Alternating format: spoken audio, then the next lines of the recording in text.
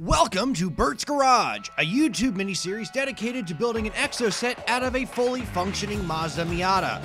We're going to be pulling apart a 1999 NB and building one hell of an Exocet. You guys better strap in and hold on. This is going to be one hell of a ride.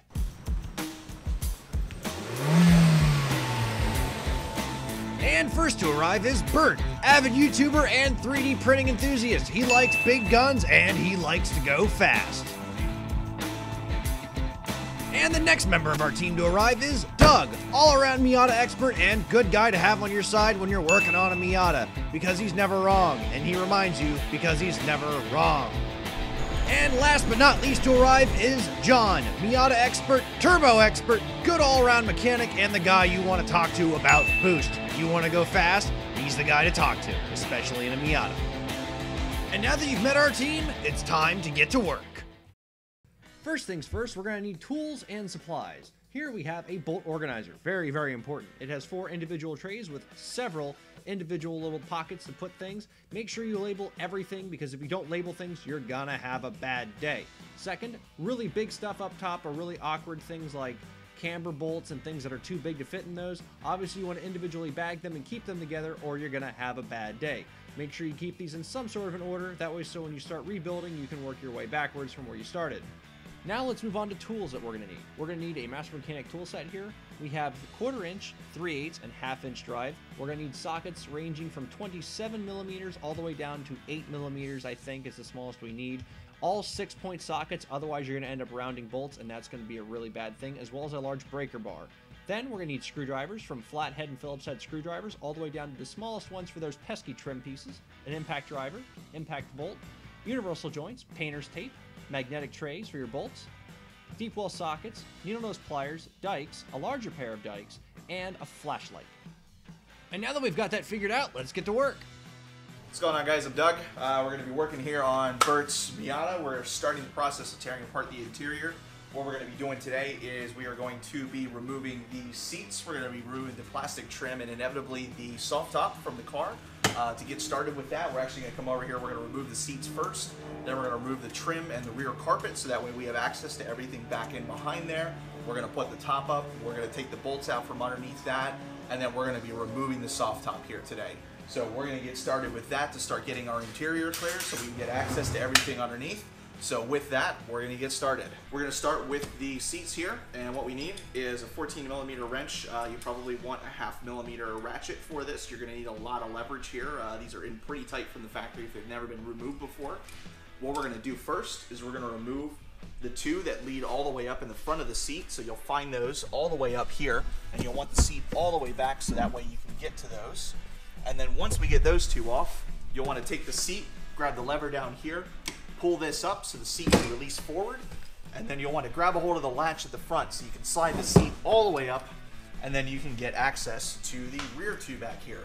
And as you can see, you'll find plenty of debris behind these seats if you've never looked before, so be prepared to clean out your carpet. Alright, so now what we're going to do, since we've taken out the seats, if you want to go ahead, you can see the seats are gone. We found lots of lovely foliage and other shit in there, go figure.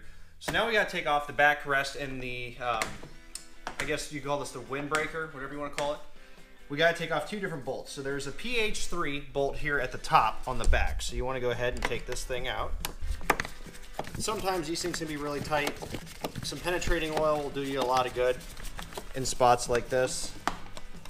And then the bolt below it is a standard PH2. So it's slightly smaller, and that's inside where this weird looking grommet is.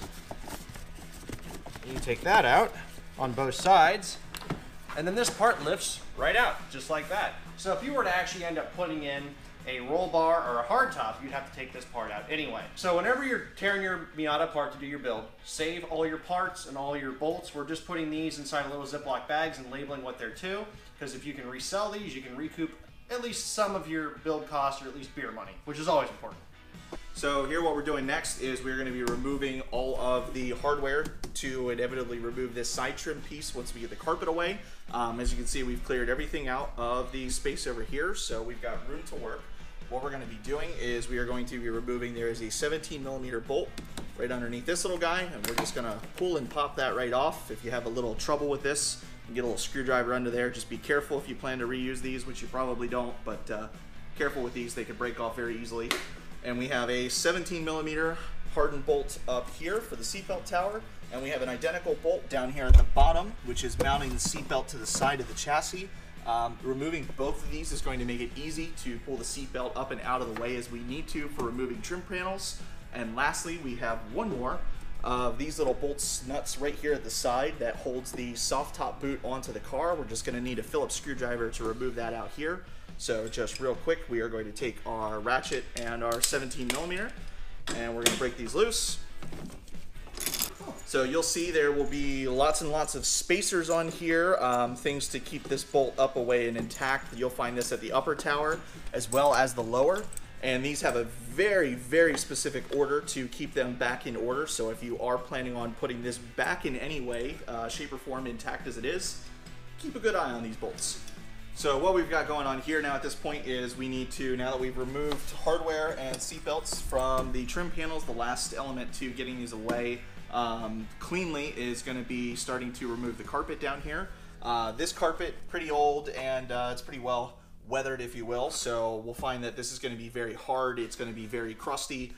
Same with these little snap rivets that we have here that we're going to have to remove. There's going to be a series of these, about 4 of those in the front side, and then as we lift up the soft top here, we will actually find a handful more of them underneath as we go back towards the back of the parcel tray.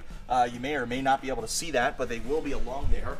We're going to need to remove all of those so that way we can get this carpet in and out of the way, and then we can get access to all of the metal hardware back there, and we can get everything finally free to get to all of our bolts. So, and the gas tank's located directly under this, correct? Gas tank is under here, but under another layer under that yet. So we're not directly at the gas tank. This is what's known as the parcel tray. You actually have a small metal sheet underneath here that's held together with a handful of bolts that can actually be removed away, and if you're putting in, say, a roll bar, you actually have to remove that in order to gain access to where a roll bar needs to go in an otherwise stock Miata. So anyways, then next step we're going to do here is we're going to remove this entire side trim panel piece here. To do that, we're going to get started with, we removed the Phillips head snap rivet from this little corner piece, and this little guy is just going to pull up and away after we remove one last Phillips screw back here. And there's just one little Phillips screw right here at the top. It looks insignificant, but it is actually holding this entire corner trim piece together. So we're just going to take this off quick. And these things can be slightly tricky to remove or put back because this rubber actually runs underneath some of the bodywork here. So you've pretty much got to just pull this out and away. And this little guy, you can just set him aside. Is that worth salvaging at all? They are not a commonly worn component, just something you definitely want to remember to put back if you're putting your Miata back together and you don't like water inside. So the next thing we're going to do here, now that we've removed that piece, is we are going to remove this little door sill trim panel. This is where you can pretty much throw your Hulk strength at it, and you're just going to take this little guy, and we're just going to pull this straight up and away, as some of these clips can be a little bit on the stubborn side. And out it comes, and you'll see these little plastic clips down here. These are what holds the entire thing together. These things can be very stubborn, so use some patience if you're planning on salvaging parts. And then lastly, you'll see here that we have this trim piece, and this actually runs back behind the carpet here, and you've got this trim piece running the whole way up and around, and then that just is pretty much going to pull away and free once we remove this little rubber trim from the doorway. And then you've got a couple of those same types of plastic rivets down below, and this little guy is just going to pull out and free, and he has now made his Shawshank redemption from the car. Now that part, I take it, is that worth salvaging? This little guy? Yeah, I'd sell this guy. Okay.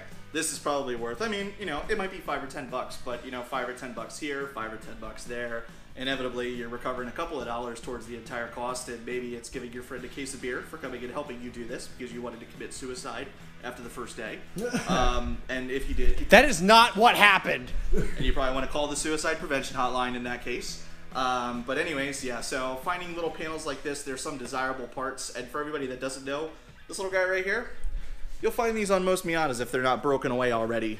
You can actually put your stock seatbelt into that little guy, and it keeps it from flapping around in the wind. So most people don't know that. Now that you do, these things are probably going to go into high demand all over the place. You can thank me later. So now that we're here and we've got pretty much all of this trim off of the car, we've got freedom to pretty much every bolt that we now need to get to the soft top. So next thing we're going to have to do, and from this point forward, we're pretty much going to put the soft top and leave it up. So we're going to go ahead and just kind of bring this up, and if you'd like to keep it out of your way, just go ahead and latch it up here. It doesn't need to truly be tight or watertight, but having it up and out of your way is definitely going to matter. So from here, we're going to swing inside of the car. Oh.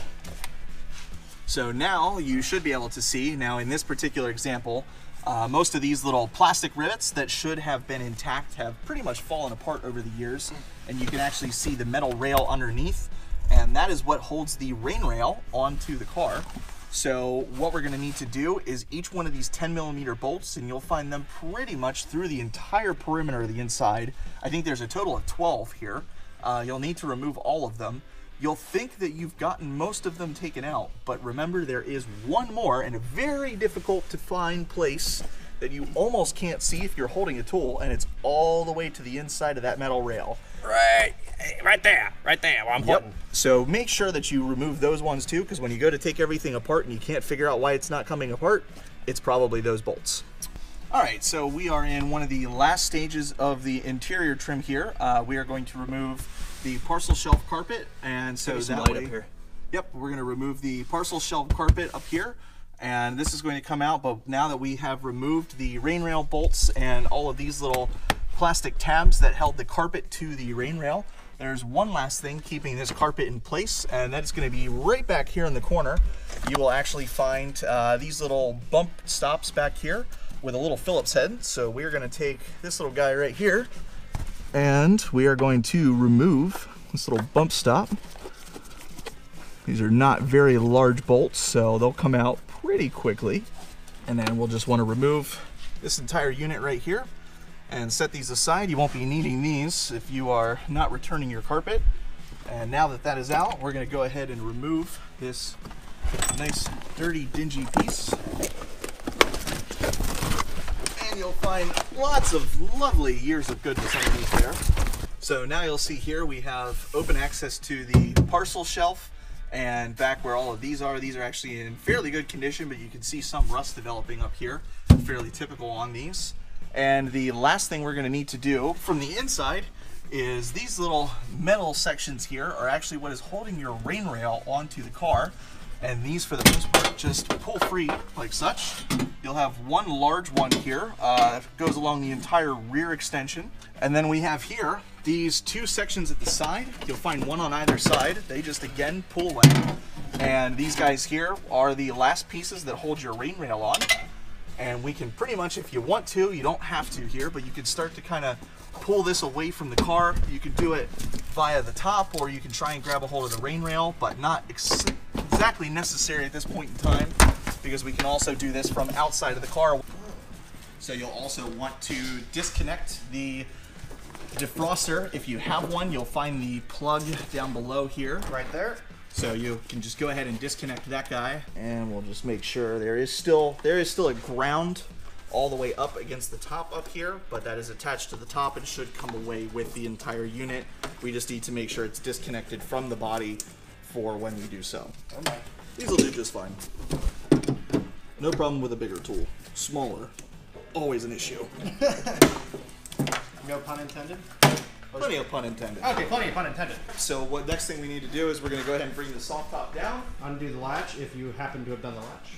I feel like I'm like bastardizing a perfectly good car. Yeah. It'll turn into something a lot cooler. Let's call it bastardizing an okay car. An okay car, okay. By the looks of that parcel tray, I go with okay. So last but not least here, last thing that's holding this soft top onto the car is going to be these three bolts right here, which is why we needed to remove all this interior trim here. And these little guys are what holds the center assembly together for all of your moving mechanisms of the soft top. So we're going to go ahead and take these off. I believe these are 12mm bolts. So the next thing that we're going to do here, not really necessary to what we're doing, but good housekeeping, we're actually going to remove these seatbelt reels from the body here. And to remove that, we're going to take this lower bolt here, which is the 17. This is going to be your main structural bolt here.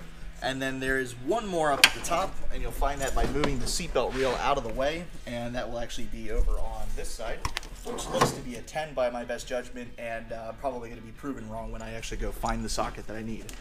So we're going to go ahead and remove this guy here. And like that, our fancy old seatbelt reel is now free of the car. Yay! Second one. Nope, time to do the next one, I guess. Next thing we're going to do is, now that we've gotten the top out of the car, some of the interior trim, and we've kind of done some house cleaning on the rear end of the interior, we're going to now start working our way forward. And the next thing that we're going to do is the big target task is we're going to go to remove this carpet down here. So as we're getting started on this process, first thing very clearly in our way is this center console. So to remove the center console, what we're going to do is we are going to, first we're going to remove the shift knob here.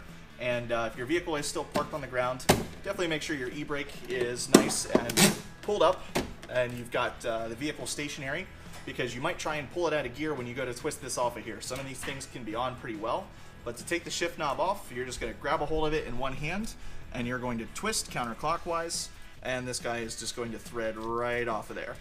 So as we pull this off, and sometimes they thread for a while, shift knob comes off, and we're going to set that away and over to the side.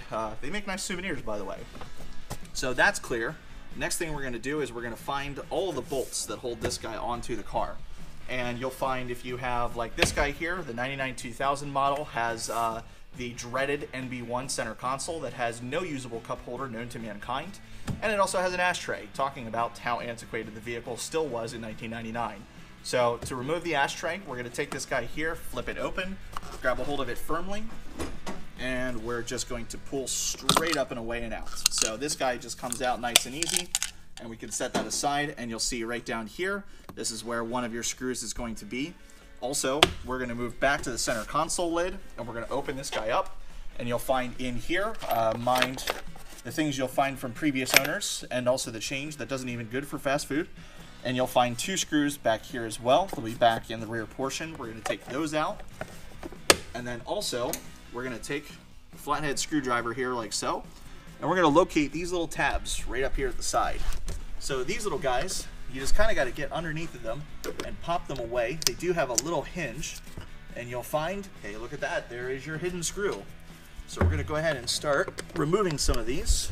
There's no screw underneath the window switch. If you do have the NB2 model, the 2001 to 2005, this little window switch right here will actually need to be pulled up and away, because there is one more screw underneath that. But in our donor model here, that actually does not that way. We're just going to have to remove the wiring harness from underneath as we pull it away. So the next thing we need to do in order to get this completely clean and clear, as you pull out on these corners here, we're just going to pull up and away, and that's going to come nice and clear. And you'll see here underneath, as we get, you'll also need to pull up and away to clear these out from inside of the console lid. But you'll see down underneath here that we have a small little wiring harness that goes to our window switch, and we're just going to push at that and pull it clear and away, and then remove this guy from underneath where the ashtray was. May have to kind of push from the other side to get this little plastic riv nut out, or just be a little bit more violent, and your center console is out and away. Got all this. Insulation oh wow! Look pieces. how nice and torn that shit torn is. shift boots, just like every Miata known to mankind. Your upper and lower boots are both completely and utterly decimated, and this is the reason why everything gets hot along the trans tunnel when you're driving an otherwise stock Miata, and also why your shifter will start to get warm, anything else like that, or you may even start seeing water coming from underneath here, or oil pooling or anything like that. That's all going to be sources from things either coming up from the road or heat from coming out from the transmission engine. And you'll be able to note that as we remove these guys here with 4 10mm bolts. Now, one thing I will mention is that when I was driving this, I had a fuckload of heat coming out of the shifter, especially at the boot. And I always thought, okay, is there something wrong with my car? Until I asked Mr. Guru of Miata here, Doug, and he's like, no, that's pretty much normal. It means you have a torn shifter boot. Yep, almost every Miata ever is going to have a torn shifter boot at some point or another. And they actually say that some cars will even lose these about once a year. You might have to replace them. They're not terribly expensive. They are very crucial to comfort and driving. And if you're more concerned about racing and going fast, and comfort is for the birds and or passengers that you no longer want in your vehicles, I would not worry too much about this. But that lower boot does keep dust from going into the transmission and road debris and things of that nature. That one is a little bit more critical, and you'll see here, this guy is nice and torn to pieces. This is your driving comfort and convenience upper boot. The lower boot is this little guy right here on the shifter mechanism. You can see as we move it back and forth that you can see the ball down underneath. This should actually be entirely intact around to these 3 bolts, completely sealing the shifter in the turret of the transmission. And at this point in time, you've now introduced the ability to have accelerated wear inside of the turret. So something to keep in mind, that if you are maintaining your vehicle, whether it be stock or aftermarket, that boot is definitely important. The lower boot definitely keeps the inside of the transmission and the shifting mechanism nice and clean. Next thing we're going to do as we're working on tackling the interior here is we're going to remove this section of carpet that is on the rear behind the seats. And you'll note here, somewhat difficult to see with the color of the carpet, but you'll have a series of 4 of these little riv nuts along the top, and you'll also find 2 more of them down at the base behind where each of the seats were. And what we're going to do here, speaking of things that annoy me, we are actually just going to clip these guys off because we will not be reusing them. If you need to reuse yours, you're going to need to be much more careful. Use a panel puller tool of some kind to get access to those, because you may have to reuse them and they'll probably still break on you anyways. One whole solid carpet piece that was not OEM. Nice one. Thank you. So, God damn it. yeah, removing carpet does tend to do that to people. You basically unleash 20 years of farts in this little guy right here. Well, 20 years of farts came out of that seat. But Yeah, well, that is the retainer of 20 years of farts. That is the recipient of 20 years. a rivet? Rivet. The things you will find tearing apart a Miata. So, we have now pretty much entirely exposed the rear parcel tray, minus our nonsense and hardware that we have started using as our tool tray. And that's where that belongs. So long, Mr. Shifter Boot. You lived a hard life. So as you can see here, we've got pretty much this entire rear section of the interior stripped down to Miata body parts. And moving forward where we're at, now that we've gotten the center console removed, aside from being able to remove the radio and associated trim, we now need to essentially remove the entire dashboard from inside of the vehicle to finish the rest of the interior. So that is the point that we're at here today. Thank you so much for joining me and Doug on this awesome teardown in the building of the Exocet. We're having a lot of fun doing this, and we're learning a lot, especially me. And it's going to be interesting to see what we end up with in the next couple of videos. Next video, we're going to do the doors, the interior, probably the hood, engine bay a little bit, maybe the AC delete. We're not really sure. It all depends on how much we can get done in the couple hours that we're doing each day. So, until next time, I am Bert, and you'll see Doug in the next video, maybe our buddy John. And as always, stay tuned, and I'll see you guys next time.